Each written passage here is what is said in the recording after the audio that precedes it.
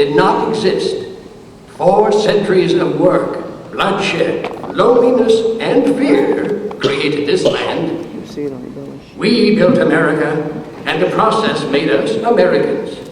A new breed, rooted in all races, stained and tinted with all colors. A seeming ethnic anarchy. Then, in a little time, we became more alike than we were different. A new society. Not great, but fitted by our very thoughts for greatness. Excuse me, Mr. Twain. What's that? Perhaps you recognize those inspiring words from one of America's great writers. No, Dr. Franklin, I don't recall writing anything like that. Oh my, of course not. They're from the pen of John Steinbeck, back in the 20th century. Why, it seems he has nearly the same spirit as the founding fathers themselves. Well, listen to the proud younger statesman. Mr. Twain, pride is one of our national passions. Even those who overcome it are proud of their humility. Easy now. I was born honest. Fortunately, more often. Dr. Franklin is our genuine American antique. I suppose our story begins with you. Actually, it started long before even my time. It started when dreams and visions of a new world were shrouded in the myths and legends of an old world. Finally, through those early mists of uncertainty, sailed the first great adventurers. This tiny ship is the Mayflower, carrying pilgrims in search of their dream, a dream of religious freedom. So, if you pardon an old man's pride, for me, this is the beginning of the American adventure.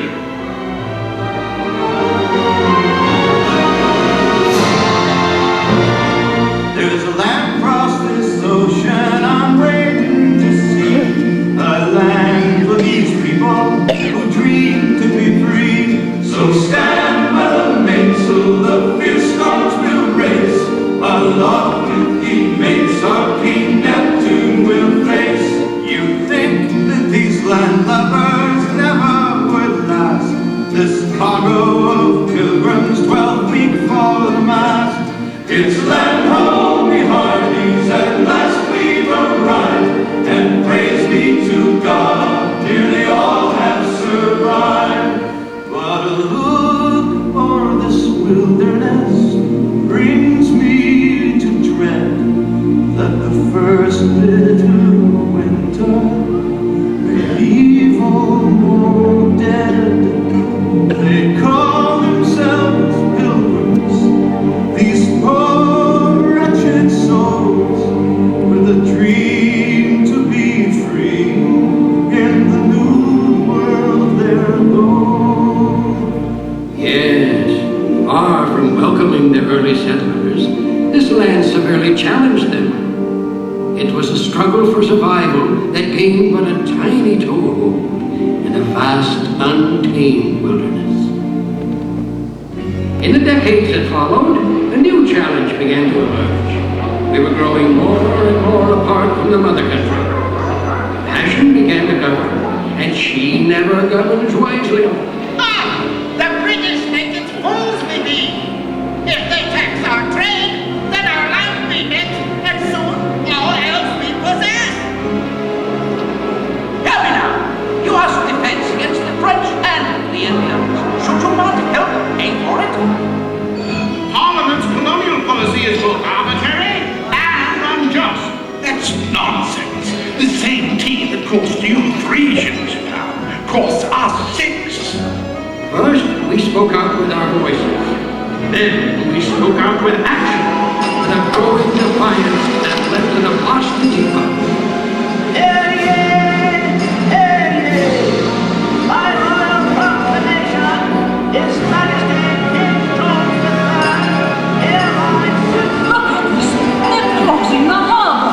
But surely we can work something out. Our king feels we've wronged him. Your king, Tory!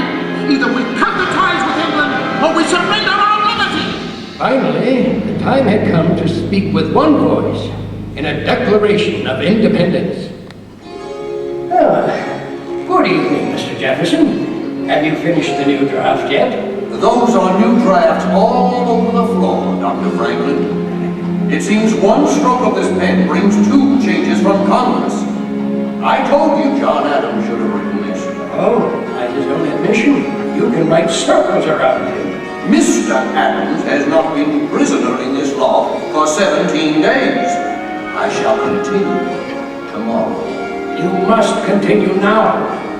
Thomas, it is difficult to make 13 clocks chime at the same time.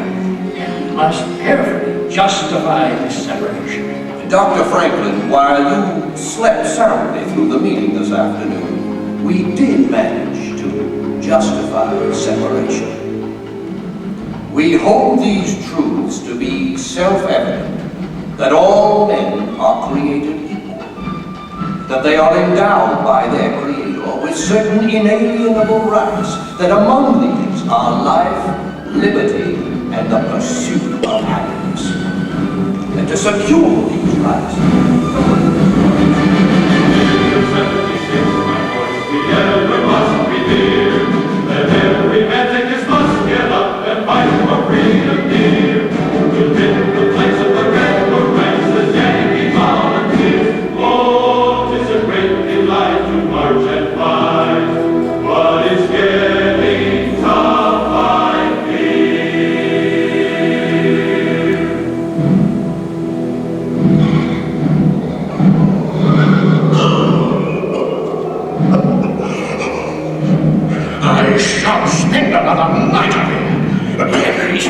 got shoes, mate. There's not a dozen left what can say that. Don't tell me, Fred. Tell the good general then. Tell him that half his camp has got typhus, smallpox, or dysentery. And there be not a ration amongst us. Now we can forage for hickory nuts. Aye, while the English overindulge in our Philadelphia's fine food and drink. It's a strange war which George Washington, Congress, warmly in York, and the British party in Philadelphia. And we freeze or starve to death here in Valley Forge. Names of Valley Forge, my boys, forever we must hail. We fight the cold with legs on our feet as the lobster backs regale. The time will come when they'll be on the run and their ships will homeward sail. Oh, it's a great delight to march and fight along the victory trail. It's a great delight to march and fight along the victory trail. In the end, we the people prevailed and achieved perhaps our greatest dream. 13 very different colonies became the United States of America, and we were free to become an entire nation of dreamers and doers. Westward bound, Dr. Franklin, to new frontiers. To the age of Samuel Langhorne Clemens. Well, I like to think Mark Twain was part of all that.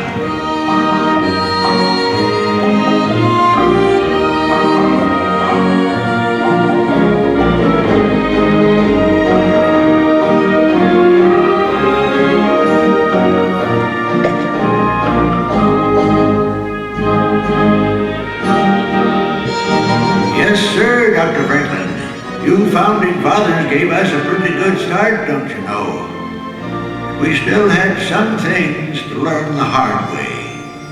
Seems a whole bunch of folks found out we the people didn't yet mean all the people. Folks like Frederick Douglass. Even amidst the cricket song here along Mark Twain's beloved Mississippi, I hear the noise of chains and the crack of the whip. Yet there is hope. Hope born from the words of Harry Stone. Uncle Tom's Cabin has given our nation a key, which can unlock the slave prison to millions. Anti-slavery is no longer a thing to be prevented. It is grown to abundant, to be snuffed out like a lantern. Troublemakers like Douglas got us into this mess. He only wanted freedom, not war. Well, listen to my abolitionist brother. What? Pa, he's gonna make a real good Philly Yank. We got a good cause, Johnny Red. Quiet, both of you. You're gonna ruin Ma's birthday. No. Ain't nothing gonna ruin today. We're all together. That's what counts. Now, you go ahead, Mr. Brady. All right, everybody. Hold real still now.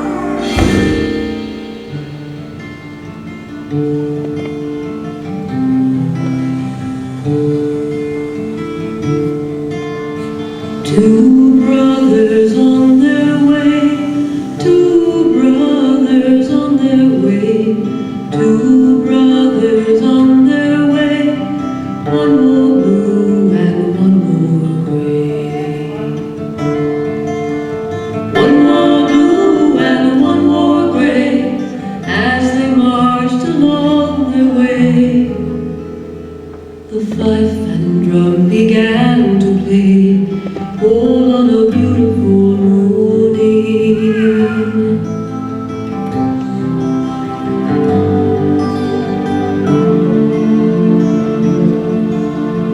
One was gentle, one was kind.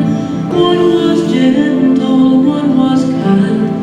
One came home, one stayed behind. A cannonball, don't pay no mind. A cannonball, don't pay no mind. If you're gentle or if you're kind.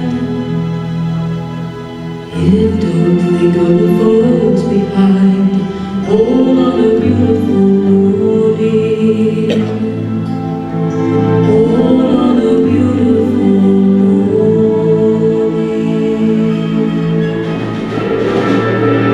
At last, the terrible Civil War ended. The time had come to rebuild our shattered nation, and a new wave of immigrants would help us do it. From around the world they came, these new Americans, 1,000 noble courage from America, all pouring into one. Seems there was a new dawn coming for the American adventure. Enough of your words. Let your new dawn lead to the final sunset on my people's suffering. When I think of our condition, my heart is heavy.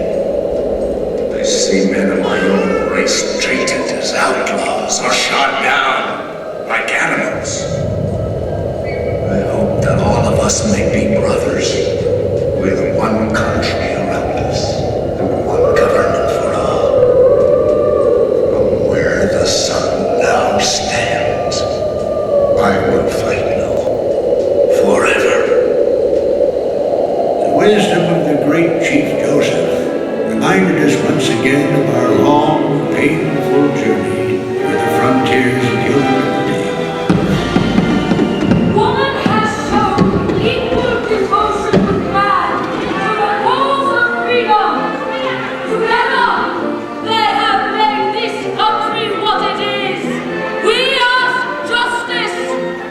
We ask equality be guaranteed to us and our daughters forever. Well, here we are, back in the heat of Franklin's Philadelphia again.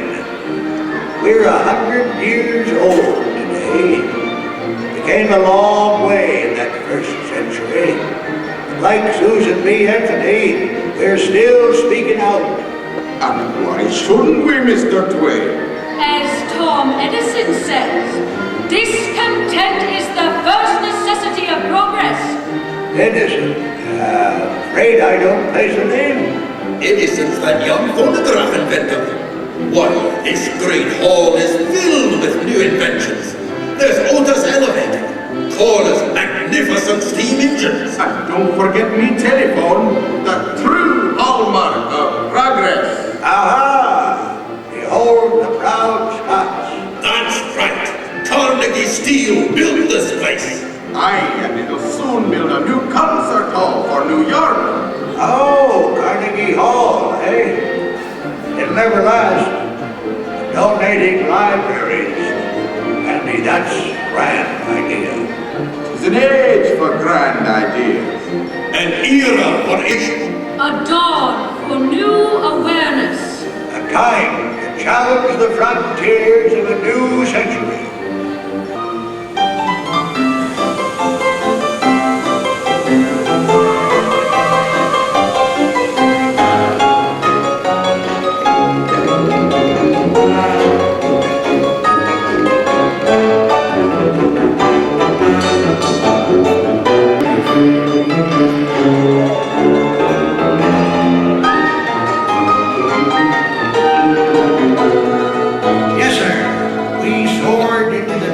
Century on the wings of invention and the winds of change.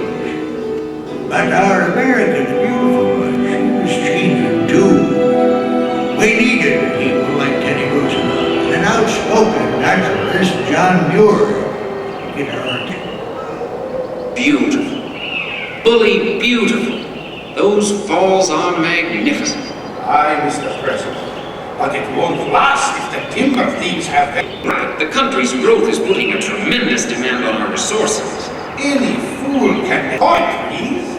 Why, for more than 3,000 years, God has cared for our giant sequoias, saved them from drought, disease, avalanches, and floods. But He cannot save them from fools. Now, John, you know I can't ask lumbering to stop completely. All I ask is that we stop massive destruction. What will our children inherit? Seedlings? Of course not. I realize we're not building this country for a generation alone. I know we've got to expand our parks. Then start it here and now.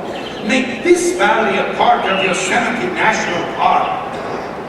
Well, I guess we needed those national parks. Seems the simple life of my day was slipping away. Ready or not, we were soon thrust into the hectic role of a world leader, into the war to end all wars.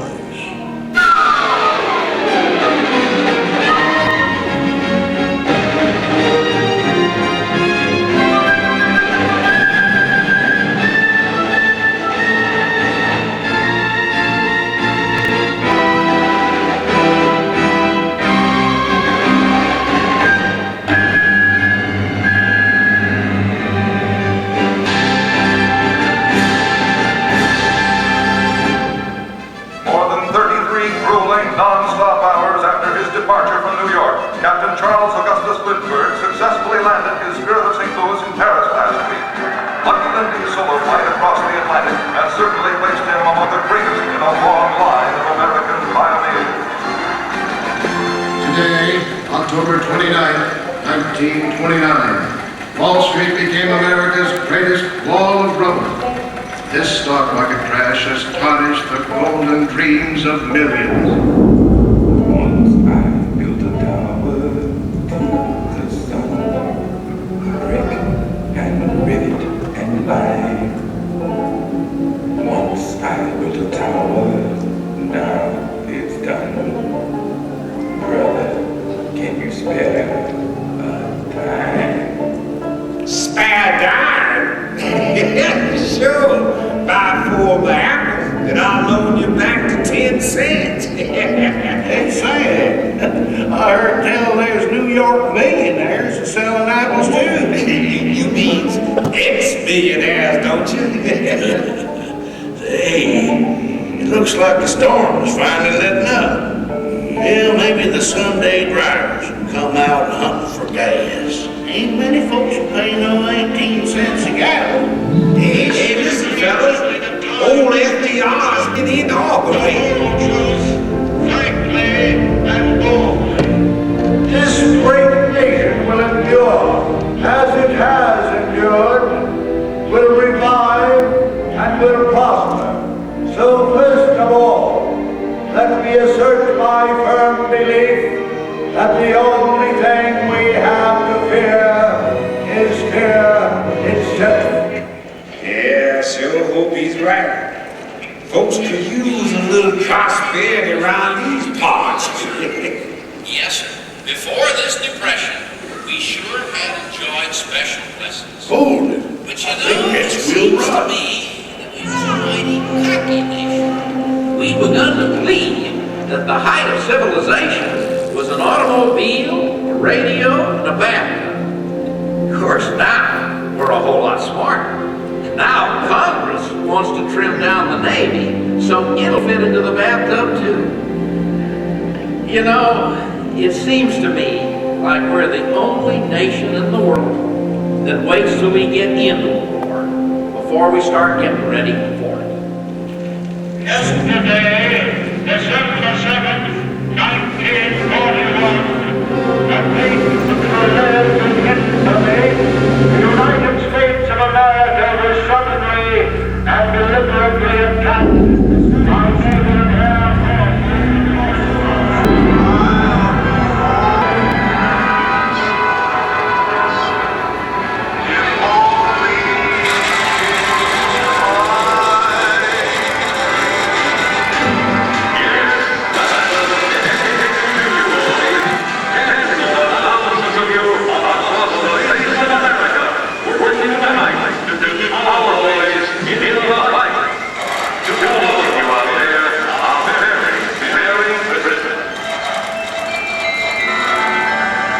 Well, Ruby, think you'll ever get this old top back in the fight?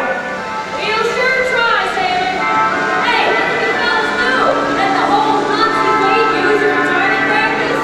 Yeah, no wonder they got us working double shifts. Great way to celebrate the holidays with our guys over there. Cheer up, kids. Maybe we'll all be together by next Christmas.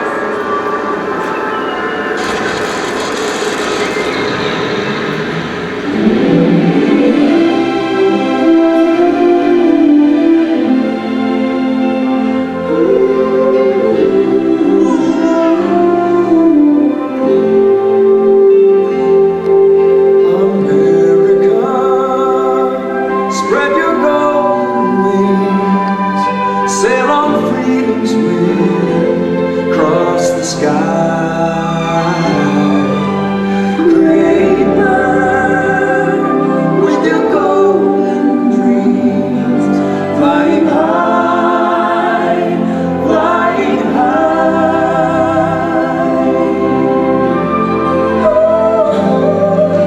Restless one, in a world of change, even dreams are lost in the rain.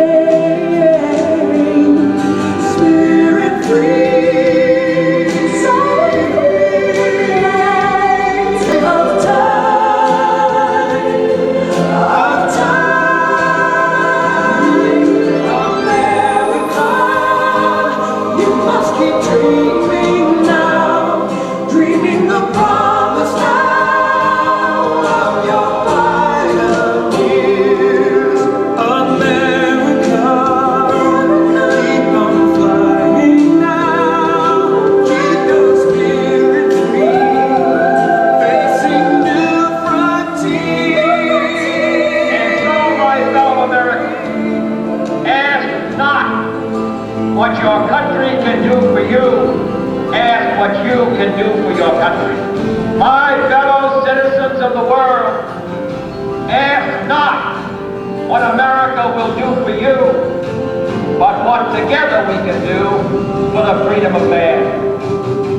I have a dream this afternoon that the brotherhood of man will become a reality in this day, with this faith.